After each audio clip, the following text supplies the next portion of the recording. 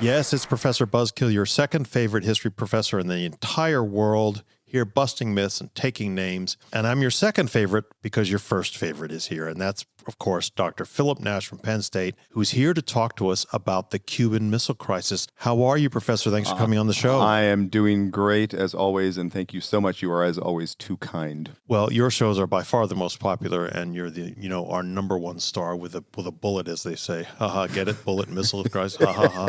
But more seriously, of course, Dr. Nash, we are coming up on a very important anniversary of the Cuban Missile Crisis. Am I right? Absolutely. This would be the 60th anniversary of the Cuban Missile Crisis, 60 years ago. Later this month. Wow, that is amazing. We once did a show about the Cuban Missile Crisis a long time ago in the show's early beginnings, but we have a different format now, so we wanted to do it again. And of course, we wanted to do it because of this anniversary and all the attention it will receive. But Professor, why was there a Cuban Missile Crisis? Why? Where do Cuban Missile Crises come from? Right, exactly. It's a good question. So I'm going to start really, really basic. Obviously, this is in the depths of, the early Cold War between the United States and Soviet Union, right? Global struggle for dominance had been going on since the late 1940s. That is the most basic reason. The secondly is what I would call nuclear attachment. This is now, 17 years into the nuclear age. Both sides are heavily armed with nuclear weapons. 1962 was 17 years. Correct. Yes, I'm sorry. 17 years into the nuclear age. Both sides by this point are, shall we say, very much wedded to nuclear weapons to solve military, but also in some cases political problems. In other words, they're sort of almost like a security blanket, literally and figuratively. And so nuclear war was a serious threat before this. This is going to be the most serious point. We'll talk about that later, most serious point of sort of nuclear threat. But there had been earlier nuclear crises. Nuclear saber rattling, using nuclear weapons for all sorts of military and political purposes was well established. And so, that's important to know because in a way, while this is an extraordinary event, it is in some ways just more of the same, right? Oh, okay. Both sides sort of using nuclear weapons to try and solve problems in different ways. And then there's this third layer, which is the national liberation struggles in the developing world all over the place in this period, which were coming to fruition, right? And I mean, just one of my favorite factoids is the year 1960 saw 17 new independent countries in Africa. That is amazing. Yeah. Right. So you have a lot of struggles. The European empires are crumbling, and you have national liberation struggles. And in this case, specifically the island of Cuba, 90 miles off of Key West. In 1959, Fidel Castro came to power in a revolution which not at first, but ultimately became very clearly communist in its orientation, and for lots of good reasons was directed against the United States, right? This was partly to get Cuba out from under U.S. domination. And so U.S.-Cuban relations collapsed rather quickly, starting in the spring of 1959. The United States was a threat to Cuba. In 1960, Dwight Eisenhower, the U.S. president, had authorized a big CIA program to invade Cuba with anti-Castro Cuban exiles. This was known as Operation Zapata. This was going to ultimately, we'll talk about later, it was going to result in the Bay of Pigs invasion. And then what happened is the Cubans, because they felt threatened by the United States, reached out to the Soviet Union to protect itself. Right. And the Soviet Union at the same time was absolutely delighted. Its leader, Nikita Khrushchev, was delighted to have a new friend in the Western Hemisphere because it had no friends in the Western Hemisphere. And geostrategically, by this point, the Soviet Union is hemmed in by a ring of U.S.-sponsored alliances all around Eurasia and is really eager to break out of that sort of encirclement. And one way you do that is you get a friend in the Western Hemisphere in the form of Fidel Castro. So already early 1960, Soviet representatives are showing up in Cuba. They're building a relationship which includes defense cooperation. And it becomes sort of mutual escalation. So the Cubans feel like they're just defending themselves by reaching out to the Soviets, who, for example, start to buy up Cuban sugar, right? Because the United States imposes an economic embargo and stops buying Cuban sugar. Cuba relies on sugar sales, and so the Soviets say, we'll buy it all. And so increasingly the United States, for its part, starts to freak out over the fact that now seems to be a communist outpost in the Western Hemisphere, right? We're always very sensitive with the Monroe Doctrine, et cetera, right? Sure. We consider the Caribbean in particular our, quote unquote, our backyard.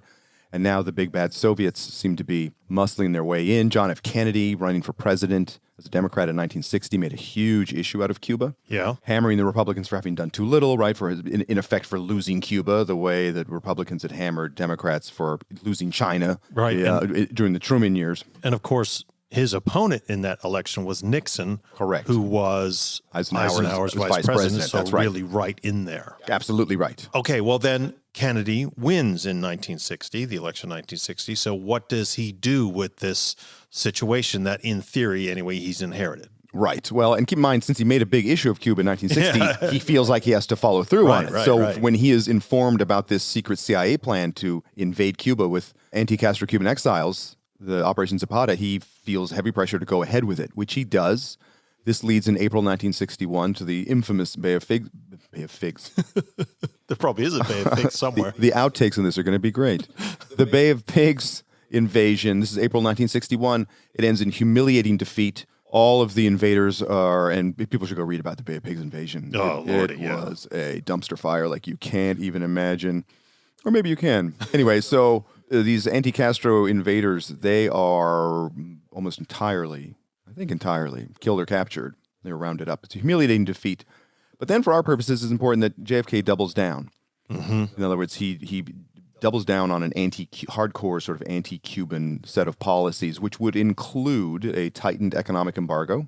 Right. CIA's Operation Mongoose. This was launched in November 1961. What, by the way, does the CIA ever have boring names? Is it Operation Mongoose, Operation Zapata, which is obviously Emilio? Right, exactly. Actually, sometimes they're pretty boring. Like, for example, their station in Miami, which ran Operation Mongoose, was known as JM Wave. Which doesn't sounds like a radio station. Yeah, exactly. It doesn't have any particular meaning. Mongoose, of course, is very unsubtle because mongooses kill snakes. Yeah, exactly. Right. So anyway, just for those of you wondering, like, why mongoose? So this was a massive covert action program. By the way, the CIA station, when Mongoose was in full swing, the CIA station in Miami was the largest on the planet. Wow. The CIA did not have a bigger station anywhere in Not the even world in West than Berlin? JM Wave. Nope. Wow. That's how big they were on taking down Castro's Cuba. So this was a covert action program, which included things like sabotage in Cuba, of course, and also propaganda. So they're separate from Mongoose. There were a series of plots to assassinate Castro. We could do a whole show on these. Maybe we should someday. This included things like exploding seashells and exploding cigars. And I've often wondered whether that exploding cigar thing was a myth, but we'll worry about no, that. that's true. And they also they had a plan to spray his press box with LSD so he'd freak out during a press conference. Oh, God. I wonder what they called that operation. Operation Jefferson Airplane. Thank you. Yeah, that I do not know. By the way, they hired the mafia to do some of these. Anyway, this also included a series of threatening military maneuvers in the Caribbean. So large land, sort of amphibious invasions. Like one was on the island of Vieques. And I believe that one was directed at a mythical leader, right? The target in this operation was a mythical leader whose name was Ortsac, O-R-T-S-A-C, which if you hold a mirror up to it or spell it backwards, it spells Castro. Very subtle. Come on, I mean, they're really heavy on military ability and low on wit. Well, I mean, we have, some of our workmen and some of the people who, are maids and servants in the Buzzkill Institute who are smarter than that. They could have figured that out. Yeah. Anyway, so the United States was definitely a threat to Cuba. And this is important because long after the missile crisis, you could find veterans of the Kennedy administration who would play innocent. They would say stuff like, well, we had no intention of invading Cuba. You can excuse the Cubans and the Soviets for thinking that the United States, the only thing it had learned from the Bay of Pigs was, well, next time we'll do it with U.S. forces and we'll add some zeros to the size of the invading force. Yeah. So Cuba had every reason to think that the United States was going to invade someday. Okay, well, that's JFK and Castro. What about Khrushchev? Right. What about? Who's relatively new still? Or is it 9 years in power? Yeah. So but the question is, because they had collective leadership for a while, he's sort of firmly in charge no later than 1957. Okay. So he's been in there, certainly been in there longer than JFK. But the Soviets, led by Khrushchev, they are increasingly concerned about their new ally in the Caribbean. There is this famous summit between Kennedy and Khrushchev in Vienna in early June 1961, which is largely inconclusive. But one of the results is that Khrushchev sort of bullies Kennedy at the meeting and basically confirms his belief that Kennedy is sort of callow and young and inexperienced, and so that Khrushchev can take liberties with him and get away with things he might not be able to get away with someone else. And that's part of the background of, like, why is Khrushchev going to do something so foolish as try to put missiles in Cuba? I think one of the reasons is he underestimated Kennedy as a leader. Okay. All right. Because, Khrushchev also reopens the Berlin crisis, which had been simmering in the summer of 1961. Yep. Tensions are high, right? That's the summer where you have the wall built. Yep. We right, did a show on that. Right, exactly, which helps actually solve the crisis more than anything. But the tensions are very, very high. And, Kennedy launches sort of a mini military buildup in late July 1961 as a response to this. Fast forward to spring 1962 when Khrushchev decides on Operation Anadyr. Okay, now hang on. What is Anadyr backwards? It's A-N-A-D-Y-R. R-Y-D. Ridana? Yeah, no. Right. Maybe they don't have as many exactly. good people on their side coming up with No, anagrams. they take a different approach with naming things. This is the name of a Siberian river. So this is one of those things that is just intended to mislead. Right. Right. Could be anything. Exactly. I mean, it's not Operation Put Missiles in Cuba. And in fact, given that it's after Siberian River, someone might think it's about China rather than... Correct. Yeah, okay. Exactly. So this is definitely the approach I would take.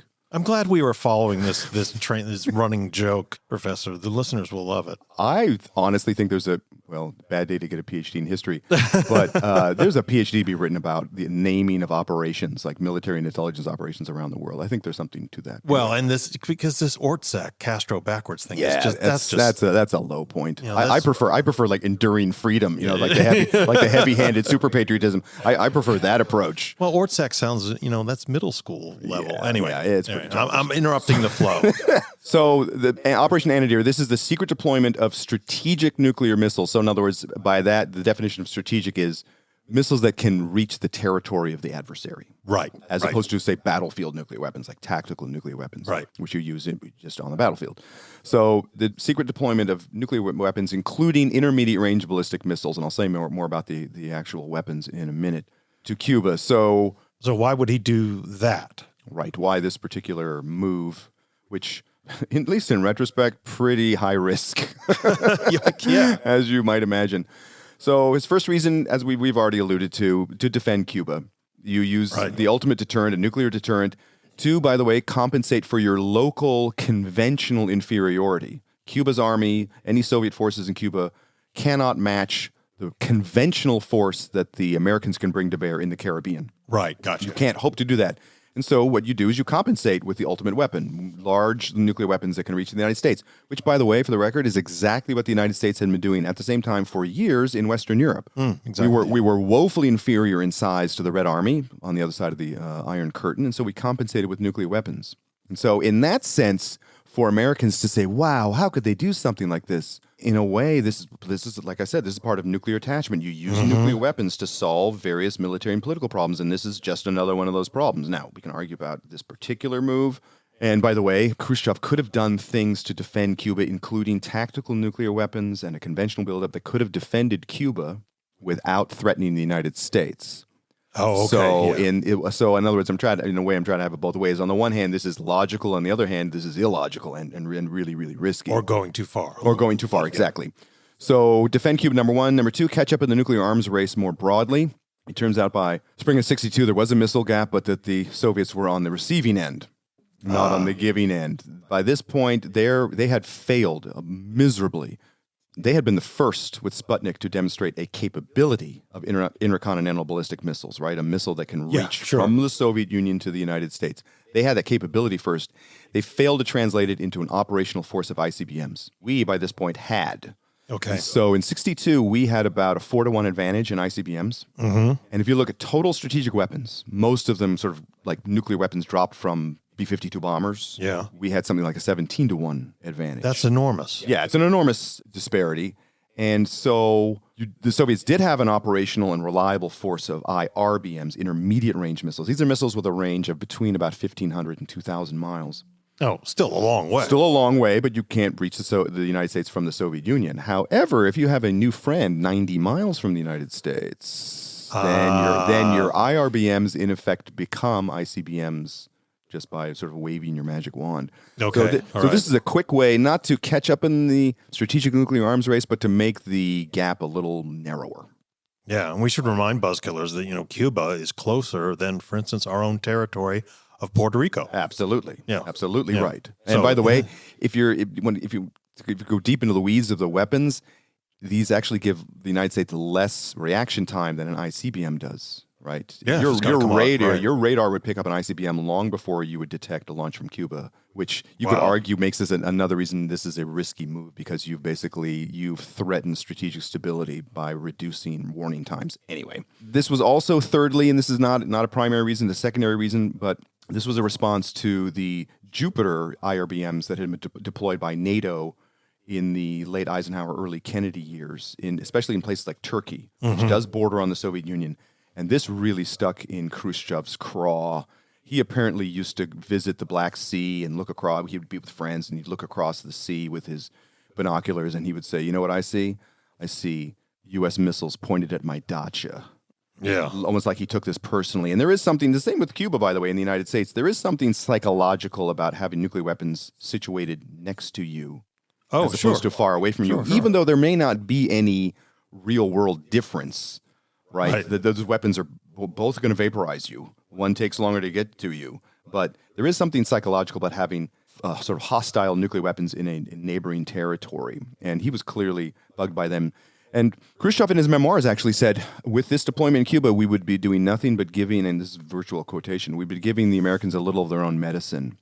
So there's almost this sort of petty revenge motive as well. Like, now you know what it feels like. By the way, Buzzkillers, I remember a young professor a few years ago wrote a book called The Other Missiles of October, which is about the Jupiters in Turkey, and he's sitting right across from me in the Buzzkill bunker here.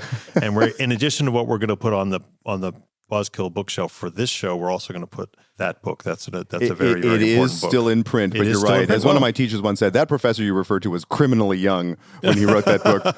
That was a long, long time ago. So the Soviets felt sort of, and by the way, this was one of the reasons that Khrushchev thought he could get away with this, because in his mind, he was doing nothing extraordinary. Yeah. So if he presented this to the UN, they might say, well, tit for tat. It's a great question, because that's one of the things that the Kennedys are going to, in my view, exaggerate, which is, you did this secretly. That's not fair. And we can argue about that, because, we didn't announce the Bay of Pigs invasion in advance. Oh, yeah. There's a lot of secrecy and skullduggery going around. Yeah. But that did give in terms of propaganda and sort of public relations, it gave the Kennedys something to say, well, this was a secret deployment, and that's not right. And then there's a final factor, which is, and I think this sometimes gets overlooked, by 1962, the Sino-Soviet split is wide open. Split between Soviets and China. The Soviets and Communist China. And there is, by this point, a competition for the allegiance of socialists around the world between Beijing and Moscow. Oh, now this I did not know at all. Yeah, no, this is important, because the Chinese, they're sort of the new kid on the block. They seem to be younger and more sort of vital. And, remember, like I said, lots of new independent countries, some of them leaning towards socialism. You're looking for a role model. And the Chinese are like, you can have the young, sort of hip. Yeah. The swinging commies, or you can have those old farts in the Kremlin. Without the Stalinistic stain. Exactly. There's that. There's also, the Soviet Union is more interested in peaceful coexistence, right? It's trying to avoid World War III. The Chinese maybe a little more bellicose. Right. And so so if you can deploy missiles in Cuba and sort of strike a blow for global socialism like this, like a real bold move, you can gain a lot of your cred back in terms of worldwide communist allegiance. So that's also sort of in the back of Khrushchev's mind. So in the Presidium, which is that's sort of like the Politburo, it goes by different names, sort of Khrushchev's inner circle, there are a few, like his right-hand man, Anastas Mikoyan, who raise objections to this, who realize that this is super risky. But basically, the Soviet leadership model it's pretty top down. It comes a great shock, and everyone falls into line. Even under Khrushchev, who, as you say, had gone through this interim power sharing. That's right. But then eventually became in. Yeah, and he is definitely no Joseph Stalin. No, and everybody knows that. Yeah. Right. Okay, so what about now when we get to this stage, right? What about Castro? What's he doing? Right, because he is theoretically in a position to say, no, we don't want these. We don't want to become, a target for a nuclear attack. Yeah, I didn't think about that either. Right. Yeah, okay. In other words, we're already threatened by the United States. Why would you provoke the United States even further? That would have been a perfectly logical response. Yeah. He actually wanted a formal alliance with the Soviet Union, like the Warsaw Pact or NATO, to protect him. And the Soviet offer of strategic nuclear missiles came as a surprise. The Cubans were not expecting this. Oh. But then, from everything we know, it turns out that he would then accept this offer with little hesitation.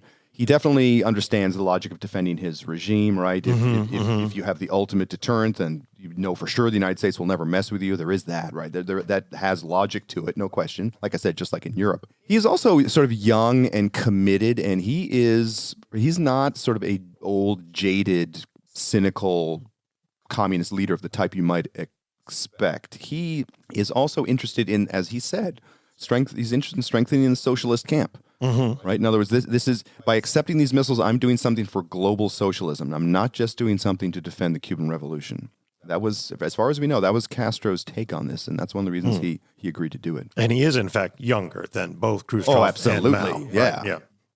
Now we're at the stage where the USSR is planning actually to send the missiles. What do they send? Right. What is in this goodie basket for Fidel Castro? It's quite. I mean, I'm not going to give you all the details because it's quite extensive. It's called the Group of Soviet Forces in Cuba, I guess the GSFC. Oh, no, not another one. Yeah, there you go. Sorry. The Group of Soviet Forces in Cuba, it included lots of stuff. The most important things were 36 R-12s. These are medium range, so there's a distinction. These are shorter range, but they're then IRBMs, but they're not tactical weapons. So these are 36. And by the way, I think there's 36 missiles and 24 launchers. So theoretically, you could reload the launcher with missiles. Right? Oh yeah, okay. But you have to have both, obviously. So 36 R-12s, as the Soviets called them. It has a 1,200 mile range. It had a 1 megaton warhead. So just for comparison purposes, that's a warhead that's 66 times more powerful than the Hiroshima bomb. Lordy. Yeah, so these are, in the middle of the Cold War, the largest nuclear weapons were unbelievably destructive. And I'm here to tell you, 1 megaton is actually still pretty small. And that's megaton, that means 1 million tons of TNT equivalent. Yeah, Lord. So 1,200 mile range, that means it could reach about, you can go online and look at the maps, it reaches about the southeastern third of the continental United States, including Washington, D.C., by the way. Yeah. Okay, so those are the 36 R-12s. Also, they plan to send 24 R-14s. These are intermediate range missiles. These are more like the Jupiters and the Thors that the NATO had in Europe. These had a 2,300 mile range. That reaches pretty much the entire, with maybe the exception of Seattle, it reaches the entire 48 states, the lower 48 states. Okay, now this is interesting because usually the classic maps that I see, there's these range arcs. Right, exactly. And usually takes in Washington but that's about, I've never seen maps that show that with the longer does one. The whole one. That actually may have been a really up-to-date map because as we'll see, spoiler alert, these longer range missiles never actually made it to Cuba. They were kept out by the blockade. Spoiled. Yeah, but still, they want to do that, which is correct. Terrifying. Absolutely right, and they could cover the entire 48 states. These had a much bigger warhead, a 2.3 megaton warhead. That's 150 times roughly the size of the little man bomb dropped on Hiroshima. So incredibly destructive. And by the way, a single 2.3 megaton warhead detonated over a U.S. city would cause catastrophic damage, hundreds of thousands of deaths if the city's big enough. Right. So just a single one of these, keep that in mind too. That's one of the reasons why the United States is not going to invade, because it's what the political scientists call minimum deterrence. If I have to worry about just a single one of your warheads making it through after I've destroyed all the rest of your warheads, I still might be deterred because I'm still not. Sure. Right, because something that destructive, I'm not willing to absorb that loss, even though it's quote unquote only one bomb. Yeah. Right. Yeah. God. Yeah. So it These also are horrific sort of things to make decisions on. No, and this is, by the way, just big picture, at this time, if you look at the entire U.S. arsenal and if you look at the U.S. strategic war plan, our war plan was to just dump thousands and thousands of strategic weapons on the Soviet Union, the Sino-Soviet bloc. It would have killed hundreds of millions of people.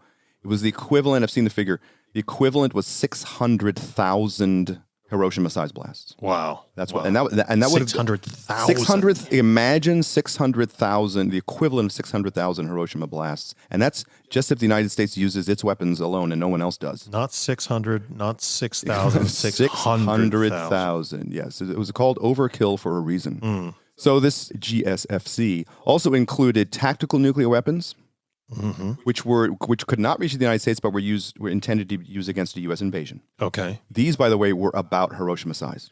Now, here's a question I have, though. If the United States invades Cuba and you're talking about dropping these tactical nukes on the invading force, are you also destroying a lot of Cuba? Yes. Wow. Okay. Yes, no question. So the calculations again here are just shocking. Yeah, right. I mean, it's, presumably these would be landing beaches. in areas that were not necessarily very heavily populated. So you might not have massive civilian casualties. Yeah, but still. But yes, but you would be affecting, Cuba, no question. It also included conventional jet fighters, a significant number of Soviet ground troops, and also surface-to-air missiles, the sort of S-75. These are very sophisticated anti-aircraft missiles of the type that shot down the U-2 spy plane over the Soviet Union in 1960, the Francis Gary Powers shoot down. Yeah. So those are also sent to Cuba. So this is a lot of the latest Soviet weaponry. The shipments began in August. The United States believed, and this is one of those cases in history where you assume something and then you make decisions based on your assumptions and then you regret it later. The United States assumed that the Soviet Union would not be so foolish as to try to put in strategic nuclear weapons in Cuba. The CIA director, John McCone, he thought they would. Everyone else in the Kennedy administration thought that they wouldn't do that. They thought that Khrushchev was sort of a loose cannon, but even he wouldn't do anything this stupid, this rash. Right. And they knew about the conventional buildup. And they monitored it pretty carefully, but they thought it would be conventional. They thought that this was just conventional stuff that was used to defend Cuba. And because the United States didn't think that he would send nuclear weapons, in September, twice, the United States publicly warned the Soviets, don't put nuclear weapons in Cuba. Yeah. The deployment was already underway. Yeah. Now, it's interesting. Had the United States made such a warning back in, March, we might not be doing the show right now. Who knows? Yeah. In any case, Khrushchev's deployment was already underway. U.S. U-2 flights, so reconnaissance flights over Cuba with their very, very good photographic equipment. These flights that might have discovered the missiles just as the construction began, these flights were stopped for a 5-week period in September, October 1962, partly because of weather, partly because of the fear of another shoot down. Yeah, We didn't want another incident. Yeah, and by the way, the United States, this is going into midterm elections. There's always domestic politics. And the Kennedy people would deny this was about domestic politics. It's always in part about domestic politics, even this. So the flights were resumed on October 14th, and that's when the missile deployment was discovered, and the photos were given to Kennedy in the White House. Well, Buzzkillers, we are going to have to take a little break for advertisement from our sponsors to pay the bills, and we will get back in a moment to see how JFK reacted, and then, of course, what happened for the rest of the Cuban Missile Crisis. Back in a sec.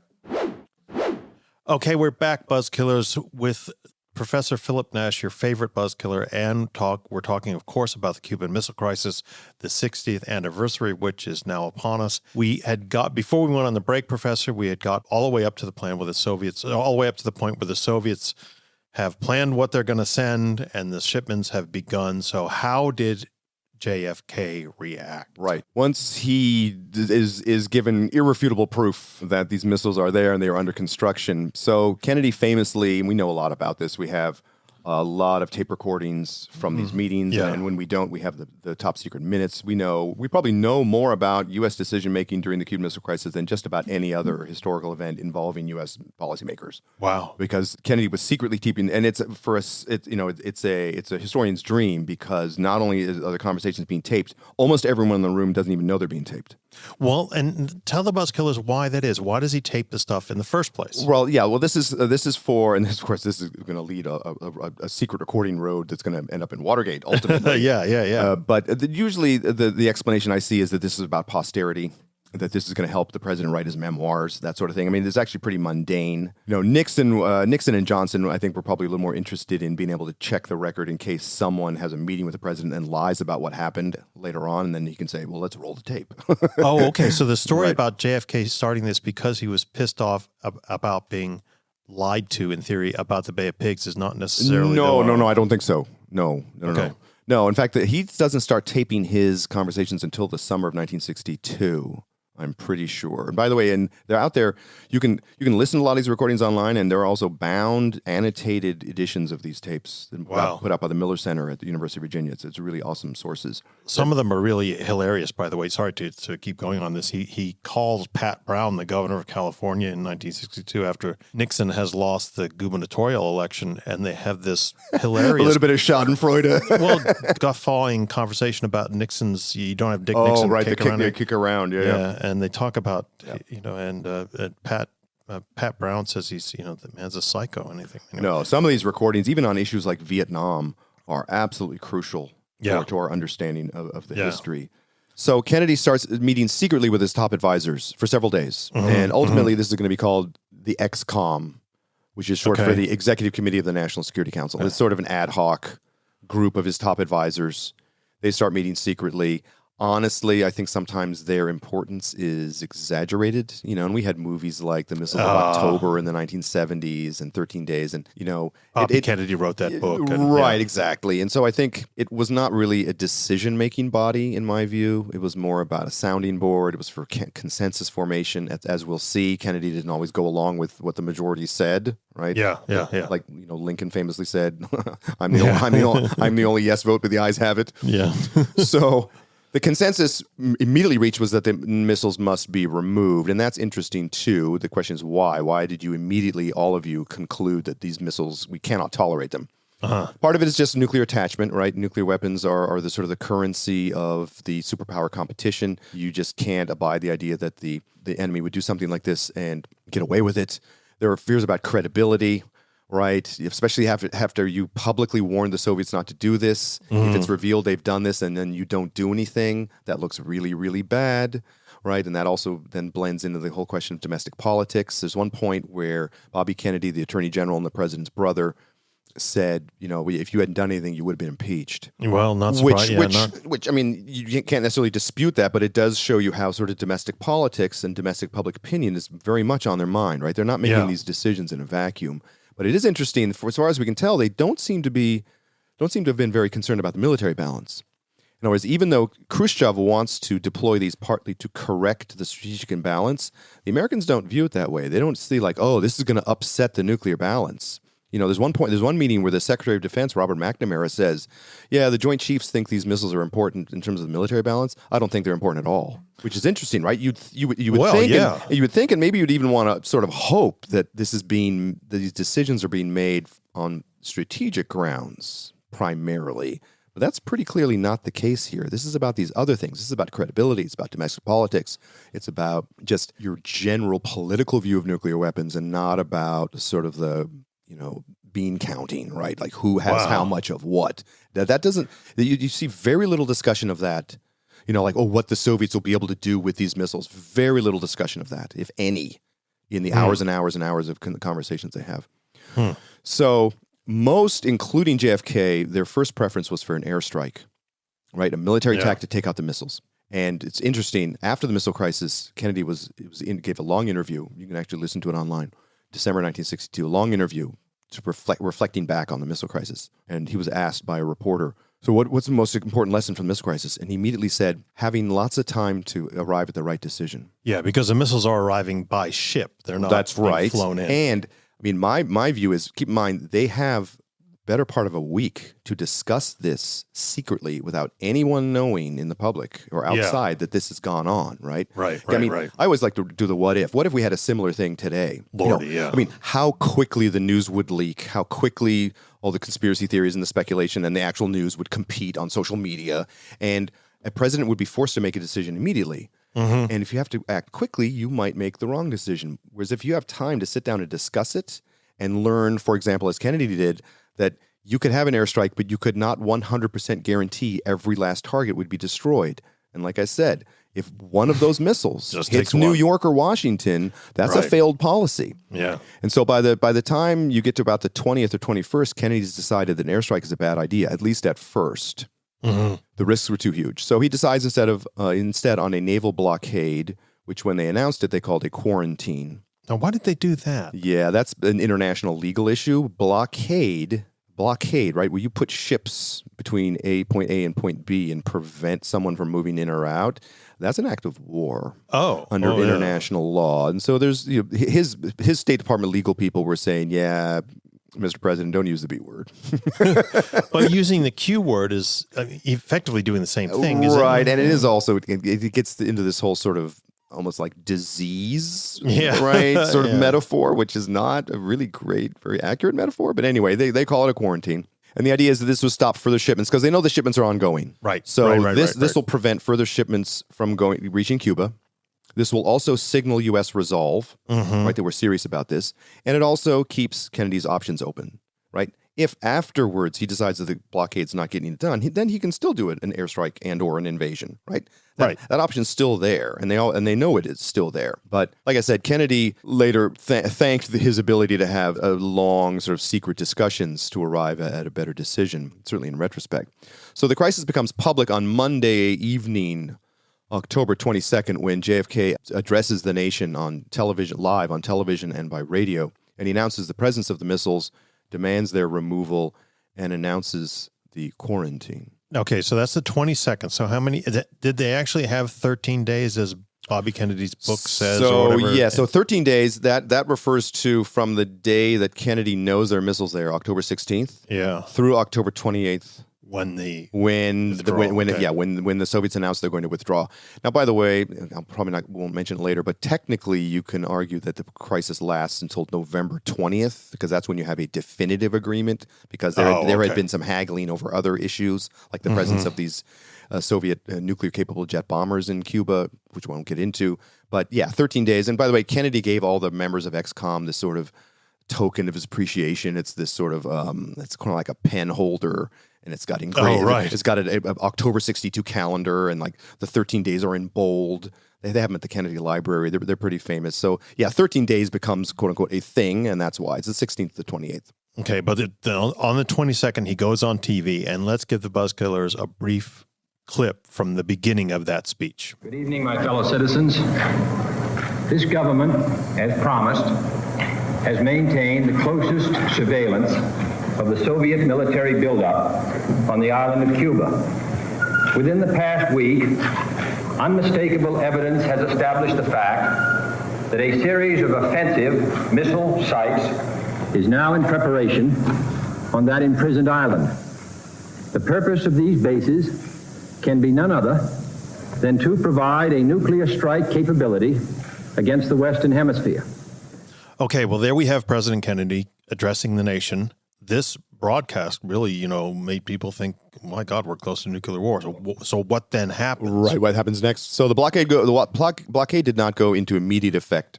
It goes into effect on October 24th. Mm-hmm. But U.S. military forces were put on high alert, including if you know your defense condition jargon, right? DEFCON 1 through 5. Yeah. DEFCON 5 is sort of peacetime, right? You're not doing anything. DEFCON 1 is basically war footing, and basically war has been declared.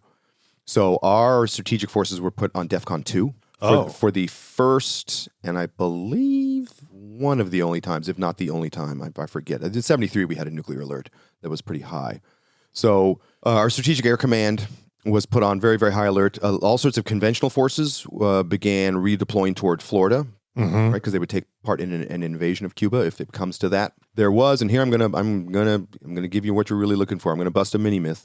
Oh. Bonus coverage right here. Bonus coverage. So a mini myth, there was no quote unquote eyeball to eyeball moment at the blockade line, right? Where Soviet ships are steaming toward the U.S. Navy blockade, and they turn around at the last minute, and the Secretary of State, Dean Rusk, says, I think the other guy just blinked. Ha, ha, ha. Yeah, it didn't happen. Okay. Now I grew up thinking, now this shows you my sort of perverted childhood. Here's the pop culture aspect. I was thinking about this when I was a little kid. The story was that, there was a shot over a bow of a Soviet ship as a threat, and there was this line, and they were getting closer and closer to the line, and they sort of had to turn around like Wile E. Coyote or something and run the other way. All that's a myth. I'm sorry, little Joe. You were misled. Yeah, that's a myth. There was no warning. Now, by the way, later on in the podcast, you'll see there was some incredibly risky behavior on the part of the Americans at the blockade line. Yeah. But it was not about confronting Soviet ships. And by the way, there were no Soviet surface warships in the region. These were all freighters. Yeah. So had there been, quote unquote, shooting at the blockade line, it would have been all in one direction. Yeah, right. And Soviet freighters would have been quickly sent to the bottom of the Atlantic. But they, hundreds of miles short of the blockade, these ships turned around. Okay, well, you and I grew up in the in the 13 days. Well, the post-assassination Camelot era. So of course. All this stuff has been over-dramatized. A lot of it has. Okay. Although, I think a more accurate generalization would be some things have been exaggerated and some things haven't been emphasized enough. Right, including some very risky things, as we'll see. But there was no confrontation of the blockade line. And by the way, just to put it in context, this is part of Khrushchev. Once the missile crisis becomes public, what you see from both Khrushchev and Kennedy is, for the most part, very, very risk-averse behavior, right? So I would say both of them deserve criticism for helping get us into, Khrushchev more than Kennedy, of course, but getting us into this crisis. But once the crisis is underway, they are both very, very sober-minded about trying to keep a lid on this. And that includes Khrushchev saying, no, we're not going to approach the blockade line. Those shipments on the way, turn them around right back to the Black Sea. Right. So the R-14s, the longer range, the intermediate range missiles that could have reached all the lower 48, it turns out they didn't. In fact, one of the ships that turned around actually had some of the R-14 equipment. Right, okay. The R-14s, the longer range missiles, and their warheads did not make it to Cuba. The R-12s with their warheads did. And those are, as the crisis is going on, those are under construction. And some of them actually become ready for use during the missile crisis. And by the way, the United States never has a clear idea, right? You can go over and photograph something, but you don't know if it's actually operational yet. Right. We had to assume that they were, just to play it safe, and that turned out to be prudent because some of them were operational, and had there been an airstrike, some of them conceivably could have been launched. So the tensest week of the Cold War follows, and World War III was a distinct possibility. Okay, I'm not glad you say that, because I didn't want, we don't ever want World War III to have been a distinct possibility now or then. But, that's one of the things that was very heavily played in the 60s and 70s. So it's good to know at least that part is true. Right. Yeah. And, people like me still are interested in, and people still write a lot of books on the Cuban Missile Crisis, because we all agree it was very, very dangerous, and probably the most dangerous moment of the Cold War. And World War III would have been catastrophic, probably for the entire Northern Hemisphere, if not for all of humankind. Well, how close then did we come to that World War III? To my mind, I think that's one of the most fruitful debates that scholars are having right now when they study the missile crisis, because there is a real, if you look at the literature, there's a real disagreement, and I think it's a great discussion to have, because the evidence is contradictory. You can build plausible cases on both sides. There's a very good book out there called The Silent Guns of Two Octobers, which is by Theodore Voorhees. I highly recommend it. Very provocative book. It talks about the Berlin crisis of 61 and the Cuban Missile Crisis of 62. He actually argues that the chance of war was relatively low, which is very sort of iconoclastic, I would say. And he basically says, look at how risk-averse Kennedy and Khrushchev were during the missile crisis. Yeah, what you just said. Yeah, they were both keen on getting out of this peacefully once the crisis is joined. They both made heavy use of personal back channels, including creating new personal back channels in an effort to solve the crisis peacefully. Is this where the red phone famously comes in, or is that another That's myth? Afterwards. That actually is a result of the Cuban Missile Crisis. Okay. The red phone. I'm so glad you said that. Anyway. I stole your thunder by saying it ahead of time. And by the way, I think that shows you the importance of Hollywood and shows like Get Smart and stuff like that, right? Because it's always or the bat phone, right? Anyway, so they also on both sides, they took steps to prevent the use during the crisis even of conventional weapons.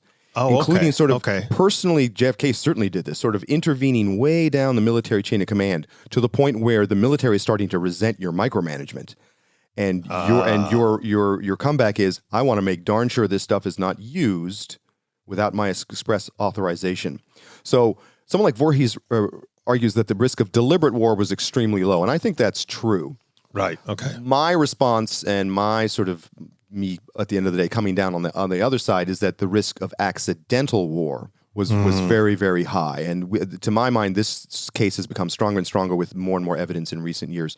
There were many, many accidents and incidents during the crisis. And the problem is that during a crisis, what you know as an accident is more likely to be interpreted as deliberate by your opponent, right? You're going to say, oops, and they're not going to say, oh yeah, well, maybe it was just a mistake. Yeah, right. And by the way, incidents and accidents are more likely during a crisis because your forces are on alert, right? You've scrambled. You have your B-52s in the air 24/7, some of them. People are trigger happy. Yeah, people are trigger happy, et cetera, et cetera. And so you have all sorts of instances. I honestly do not have time to go through all of them because, once again, that could be its own show. But some of them are famous. Like, for example, a U-2 spy plane on the 27th, the peak day of the crisis, 27th of October, a U-2 spy plane straight into Soviet airspace and barely made it out without being intercepted. And it's because the guy made a navigational error. Yeah. And the problem is that's the kind of thing that could be interpreted as deliberate. Because, for example, if we were about to launch a first strike, one of the things we would do is we would send some aircraft into Soviet airspace to trigger their air defenses. so that then we can pick up on their air defenses and destroy their air defenses to clear a way for our bombers, right? So you could logically say, oh, wow, the Americans are about to launch a first strike, as opposed to this being what it was, which is a navigational error. And it's 2 years after the Gary Powers thing, so it's not that correct. Out of absolutely, right? The Soviets are still concerned about U-2s and still trying to shoot them down. You also had other things. So one of the things is you have such a vast military establishment, you don't know everything that's going on a routine basis that might be meaningless during peacetime, but really meaningful during a missile crisis. So, for example, we continued, this blew me away when I found out about it many years ago. During the missile crisis, we were continuing our atmospheric nuclear testing program. We were detonating nuclear weapons over the Pacific. That's because, as Kennedy said, there's always some SOB who doesn't get the word. Right. It didn't occur to anyone, hey, maybe we shouldn't be detonating nuclear weapons over the Pacific during this crisis. We also did some test launches of ICBMs from Vandenberg Air Force Base in California during the crisis. Why would you do that? We did not cut back on the Mongoose sabotage operations inside Cuba. We had CIA-backed teams in Cuba that were still trying to blow things up during the Cuban Missile Crisis. You would think McNamara would say, and the Secretary of Defense would say, okay, we shut everything down. Either he didn't or didn't get filtered down? No, they're too busy focusing on the immediate problem. And then you just assume that your standard operating procedures are enough. And they weren't. And by the way, some of the same things could have been going on the Soviet side. We just don't have the documents. Right. It's highly likely. But the point here is that neither leader had complete control of their military establishments, nor could they. And yet, it's even more dangerous because they often think they do, right? Yeah, that's a little bit scary. It's almost like a really dangerous version of Dunning-Kruger, right? In other words, you think you know everything about your military establishment, and you don't, and then you might just find out the hard way. So, and like I said, a lot of it, there's also it's just plain ignorance. We did not know. In fact, we did not know until years afterwards that the Soviets had deployed tactical nuclear weapons. Yeah. We thought that if we invaded Cuba, we would only be facing conventional weapons. But just to give you some idea, someone did the math. Someone looked at the tactical nukes with those 12 kiloton warheads that the Soviets had. Right. And what their blast radius is and how destructive they are. And they calculated that had the Germans, someone like General Rommel, if they had had 5 of these at D-Day, they could have wiped out the entire invasion force. Wow. All 156,000 men, all 5 landing beaches at D-Day could have been erased with just 5 of these weapons. And by the way, the Soviets had more than 5. They had quite a few. And the Americans didn't even know that. So, and that's the kind of thing, just to ram the point home, if we invade Cuba, our invasion force gets annihilated by these tactical nuclear weapons that we didn't even know the Soviets had, what would our response have been? Would we have not ratcheted up and just gone all out World War III at that point? Yeah. Right? Well, we would have, according to Kennedy's announcement on TV. That's right. Yeah. Sure seems that way. Although, actually, he was referring to weapons hitting the United States, which these wouldn't do. But you're just going to sit back and let your entire, like a huge chunk of your military get wiped out without a response? Yeah. That could get you impeached. Yeah, absolutely. Or maybe a military coup. Because the Pentagon would want something a little more forceful. But a corollary to the risk of accidental war is the larger role we now understand that was played by lesser figures or sort of less famous people, right? We often, including scholars, we're guilty of this too. We always focus at the top, right? We focus on Castro and Kennedy and Khrushchev. It turns out that if you're looking farther down and looking at the importance of accidents, then you also have to look at some of these people that we haven't heard of. Yeah, and of course, that's Buzzkillers know that's one of my big things on the show. We talk about how important all kinds of people are in decision making. Churchill did not win the war by himself. There were thousands of people who were equally responsible. That's right. Don't let me get on my horse about that. Okay, these lesser figures, like who? Well, I'll just touch on a couple who are probably the most important among them. But right. I'm not going to talk about, for example, Adlai Stevenson, who was Kennedy's UN advisor. The Kennedys hated him. It turns out he was actually pretty important in helping to suggest a peaceful solution to the crisis, even though the Kennedys are then going to hang him out to dry publicly after the crisis in a real bit of nasty pettiness. Anyway, so one of them is Vasily Arkhipov, who was a Soviet naval officer. And we've done a Man Crush Monday on him, but we need to update some of these things. He deserves to be mentioned twice, no question. So there were Soviet conventional submarines at the blockade line lurking under the water. Okay. They were part of the deployment to Cuba. These sort of old school conventional submarines. They were being rather violently forced to the surface at the blockade line by the U.S. Navy. The U.S. Navy had detected them and was, for example, dropping practice depth charges to force them to the surface. Oh, not real ones, but to show them, look, this is coming. The real one will be just coming. to rattle them, to force them to surface. The thing is, apparently when you're in a submarine and these explosions are going off, keep in mind, you're inside a tin can. Yeah. And you don't know the difference. You can't say, oh, everyone relax. That's just a practice depth charge. You can easily conclude that they're real depth charges. Yeah. So as a result of this, and by the way, they were also at one point, this one submarine, the B-59, the one in question here, had to surface because its batteries were running low. These are basically like the same technology the Germans use with their U-boats, right? They're diesel electric. You have to run your diesel engine on the surface to recharge your electric batteries. Yeah. At a certain point, otherwise you're just dead in the water underneath the water. So he has to resurface. And then when he comes to the surface, the Americans also start to buzz him with their anti-submarine warfare aircraft, including firing rounds with their automatic cannon into the water nearby. So very, very violent, hostile acts on the part of the Americans, and lead this one captain, Captain Savitsky, to sort of lose his cool. He sort of flips his lid. And he comes, long story short, very, very close to launching another thing the Americans didn't know the Soviet submarines had, which was a 15-kiloton nuclear torpedo. Yeah. Once again, 15 kilotons. That's almost the exact size of the Hiroshima bomb, which he would have launched at the U.S. Navy forces, which included an aircraft carrier and a bunch of other surface vessels. Only the intervention of Vasily Arkhipov, who by chance was on that boat. He was sort of a staff officer that could have been on any one of the 4 boats. He happened to be on B-59. Had he not been, who knows how this would have ended. So he's below the captain. Well, no, he's above the captain, but happens to be, actually, no, this is a good question. I forget his exact rank. He's in a position to intervene, and he at least has the captain's ear. Mm-hmm. I don't know if he was in a position to order the captain to do X, Y, Z, but he's an officer of the whole unit. Oh, I see. So not of the submarine. Right. And it's sort of like the flag officer of the fleet, right? He doesn't command the ship he's on. Yeah. Right. It's a similar thing. So he could have been on any one of these 4 subs. He happened to be on the important one. Yeah. And he apparently talked Savitsky out of it. And then it turns out that they were through signaling, right? Through, what is it? The Aldous lamp or whatever they use. Yeah. Semaphore. I forget the naval terminology. I'm not a Navy buff. I apologize. But the Americans were able to signal the surface sub officers sort of at the conning tower that we're not trying to sink you. And we just wanted you to come to the surface, right? In other words, we were not engaged in acts of war, even though you thought we were. So that saved the U.S. fleet and potentially World War III. There are lots of people who think that Vasily Arkhipov is the single most important individual in the entire Cuban Missile Crisis, and you can make a good case for that. Yeah. There's another one. This story was revealed recently. It awaits documentary confirmation. It's based on the testimony of 2 eyewitnesses, but we don't have the documents. So we know. We have the Arkhipov story. That's in black and white. That's well established. This one is less. We're less sure, but is no less harrowing. If it was true, it turns out there was a U.S. cruise missile squadron based in Okinawa. Mm-hmm. These were missiles. They're primitive cruise missiles, nuclear armed. It's called the Mace B. It had a range, I think, of 1,300 miles. So from Okinawa, could hit all sorts of Chinese and Soviet targets. On that same day, October 27th, this 1B squadron received a launch order.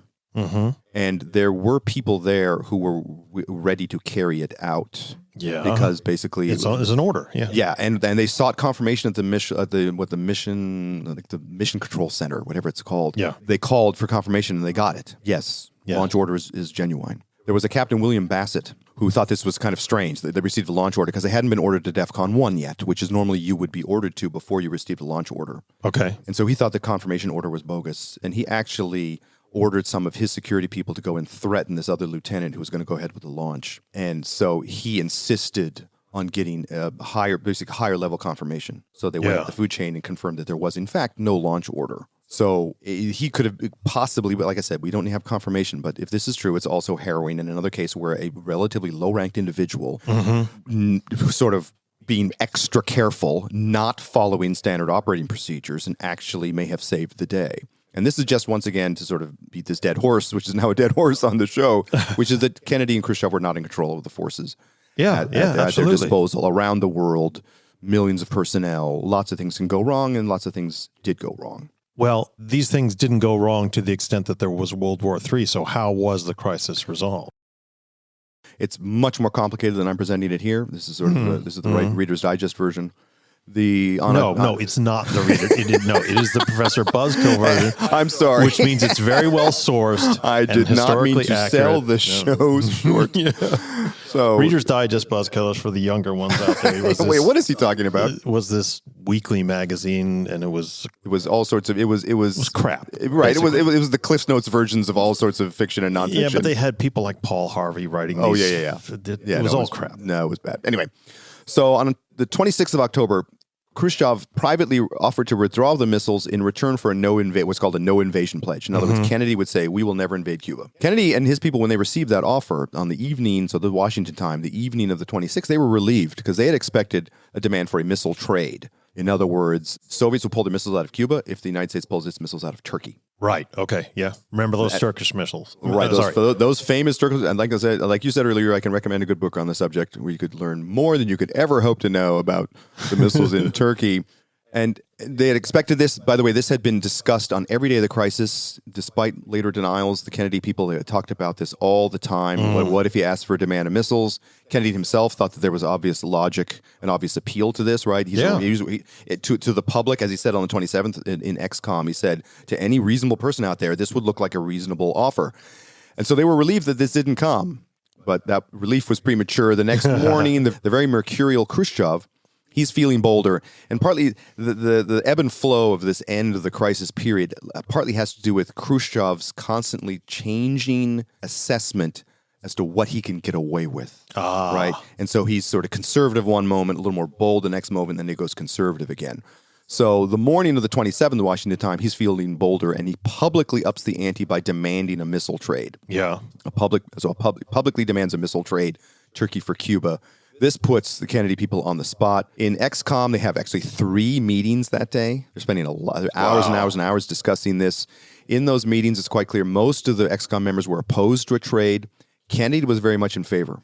And this is one of these cases, not 100%, but pretty much, like I said, with Lincoln, the eyes have it. Yeah. And what he basically does is he basically ignores his XCOM. And he goes around them, and he meets with a smaller group, and they agree, his closer advisors, they agree to send Bobby Kennedy, who now has a secret back channel to the Soviet ambassador, Anatoly Dobrynin. They've established a sort of a back channel, personal contact to sort of short circuit all the other nonsense that slows down communications.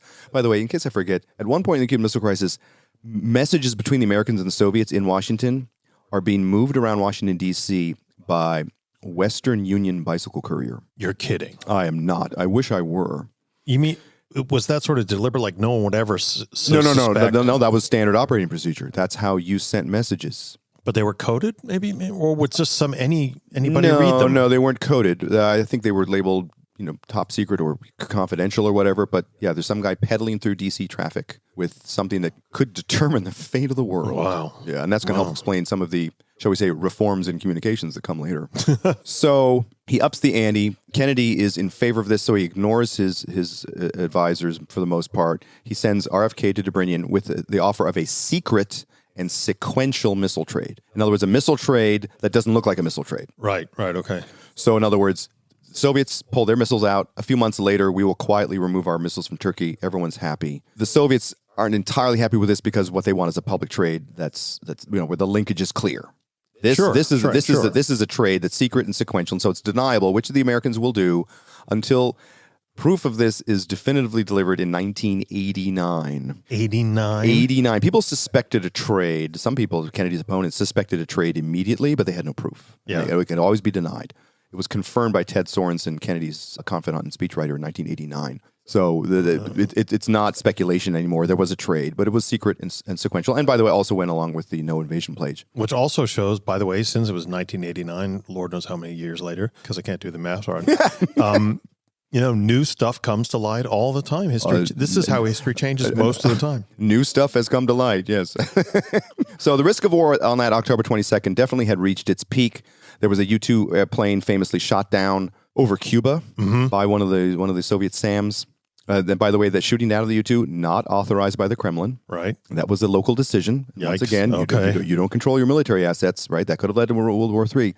That night, Kennedy said to one of his many mistresses, this is recent information, because he left the room, came back after taking a phone call, comes back in, and he said, and I'm quoting, "I'd rather my children be red than dead." Wow. In other words, the risk of war was real, and he was feeling it. So he was saying, I'm not going to react to that, because I'd rather have my children be red. I'd rather my children be red than dead. Well, no. That was not linked to the U-2 shoot down. But generally speaking, he was much more interested in preventing World War III. Yeah. Even if for example, he had to do a public missile trade. It's possible, because he's put this back Okay, channel I in gotcha. place for that. It's possible he would have been okay with a public missile trade as a last resort, because he was so bent on avoiding World War III. And unfortunately, some of his advisors were not quite so risk averse.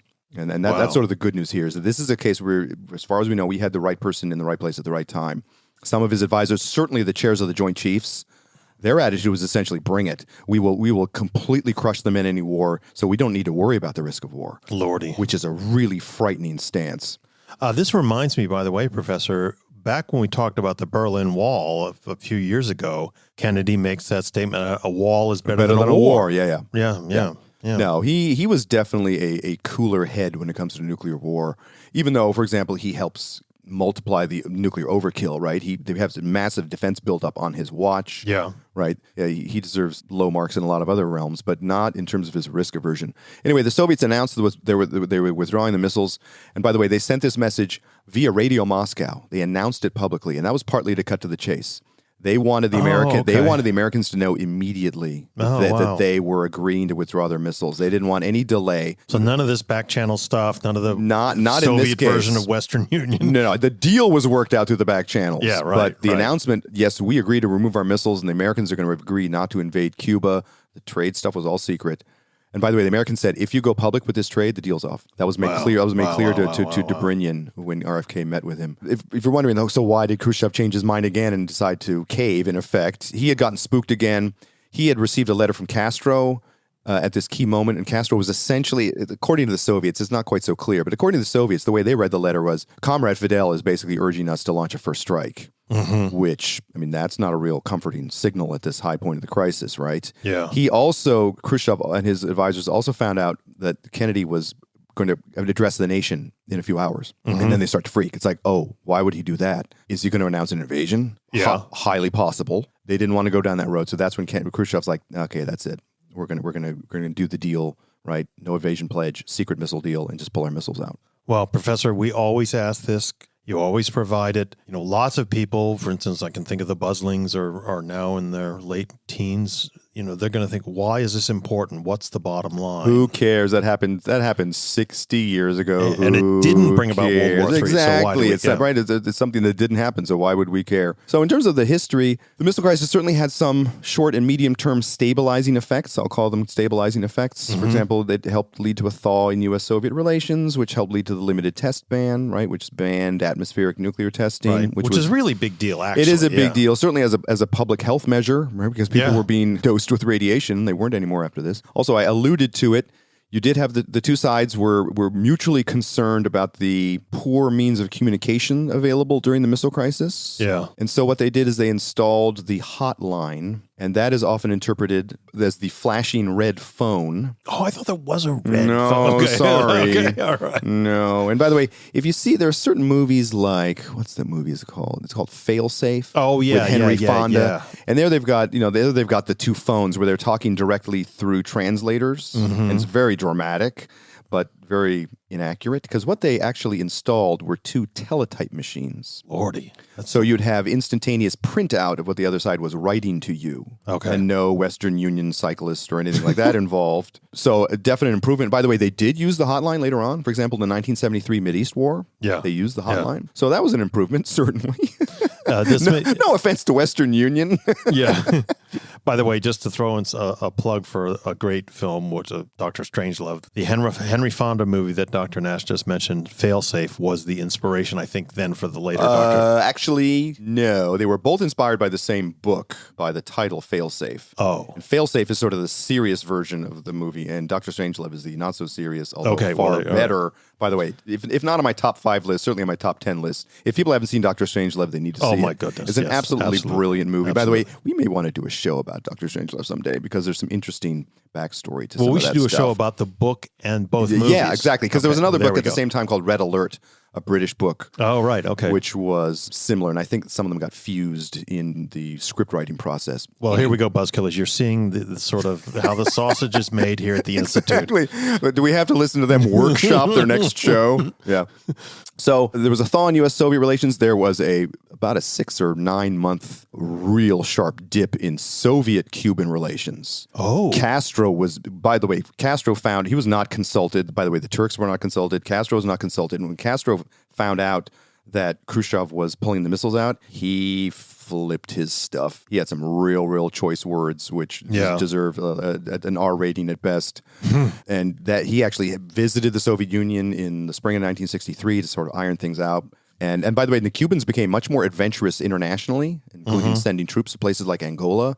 Part of their reason, but part of the reason was the Soviet Union, they're too timid, they're too conservative. Yeah. We're going to sort of bust out on our own and have our own foreign policy, maybe cooperate with the Chinese a little bit more. So that's interesting too. But more important, big picture, to my mind, is just how this crisis, among other things, demonstrates how problematic nuclear weapons are, to put it very mildly. Yeah, right. It is true that nuclear weapons can be and were stabilizing in some ways, right? We had a World War in 1914, we had a World War in 1939, and then we had no World War, knock on wood, certainly not in Europe, for decades and decades afterwards. Yeah, and why is that? That is because of nuclear weapons. Yeah. Most scholars would agree that nuclear weapons have a sobering effect. They have a deterrent effect. You don't launch World War III because of the possible consequences. Right. So that is really important. There's a flip side, though, and that is that if you look not just the missile crisis, but particularly in the missile crisis, nuclear weapons also cause the problems they are supposed to prevent. They not only deter, they also provoke. And that's true in part with the Jupiter missiles in Turkey. It's certainly the case with missiles in Cuba. Even if your main motive is to defend Cuba, you have provoked the United States and arguably risk not only the Cubans, but also yourselves and the rest of humankind because of your rash action using nuclear weapons. But like I said, by this point, nuclear weapons are they're a go-to, right? When in doubt, solve your problem with nuclear weapons. And it almost ended up World War III. And, they deter when you're rational. But rationality is not the only factor here. Like I said, you have the risk of accident. And by the way, the list I gave you earlier about the accidents and incidents going on during the crisis, that was a partial list. There are many, many others. Some of them quite harrowing. Like, for example, someone accidentally putting a practice launch tape into the machine at our early warning radar that had been turned and pointed to Cuba. And for a minute, the people in that station thought, oh, they've launched their missiles from Cuba. And they made some frantic phone calls and then discovered, oh, no. Yeah. No, jackass. Someone put the wrong tape in the machine. Anyway, that happens. Anyway, so you might accidentally launch World War III, even though we didn't intend it. Which is to say, to put it in other words, in October 1962, we got lucky. And recent events in Ukraine, where, by the way, there's all sorts of new interest in the nuclear arms race and nuclear weapons for some very good reasons. Ukraine should remind us that our nuclear weapons are still with us. Our arsenals are smaller than they were in 1962, but they're still enormous, right? Yeah. Each side still has, I think each side has something like 1,700 strategic nuclear weapons. That's still a great deal. That still represents overkill. And we might not be so lucky the next time. And I will leave the last word to the famous economist John Kenneth Galbraith, who around 1970 wrote about the missile crisis. And he said, and I'm quoting, "We were in luck, but success in a lottery is no argument for lotteries." Yeah. You're lucky when you're playing Russian roulette and you don't shoot yourself. But it's safer just to leave that gun on the table. Exactly. Or maybe not to have that gun in the first place. Exactly. Well, Professor, once again, you've enlightened us about something extremely important. Again, we've updated what we talked about many years ago in the Cuban Missile Crisis, so that's important. But I want Buzzkillers to know a couple of things. The first is that, as all of you regular listeners know, Professor Nash provides us with these great outlines that help me prepare the show and help the show flow normally and everything. But in this show, I had to force myself to look back at the outline because I was so gripped at what he was saying. I was looking directly at him, as if, like a television documentary. That's how important this topic is, and that's how well he explains it. So thank you, Professor, so much for coming on the show about this topic. My pleasure. And Buzzkillers, please go to ProfessorBuzzkill.com for all the fun and all the terror, like the Cuban Missile Crisis and all the shows about history, myths, and misunderstandings. And do me a huge favor, please, please, please go onto Apple Podcasts or whatever your podcast platform is and rate us and give us a review. It makes a huge difference in how we move up the rankings, how Apple and other companies spread the word about our show, and we desperately need the word spread. So again, thanks to everyone, and we will talk to all of you out there next week.